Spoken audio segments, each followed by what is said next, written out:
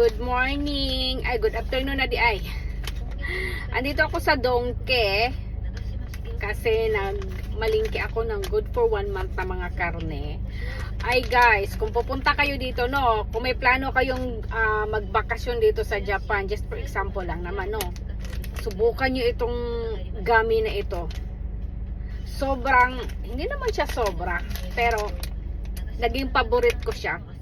Hindi kasi ako mahilig sa mga sitseriya, sa mga ganire-ganire. Ito ang parang nagustuhan ko siya.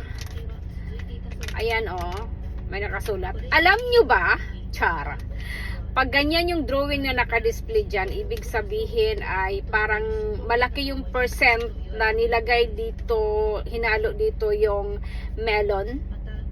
Kasi pag hindi ganun yung drawing na nilagay dyan, ibig sabihin ay nasa mga 10% lang na melon or 10% na kung ano yung lasa na binili nyo.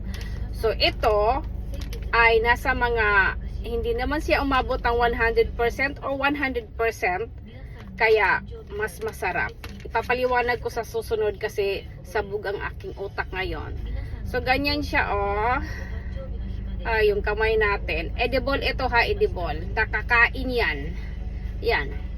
Ganon ba?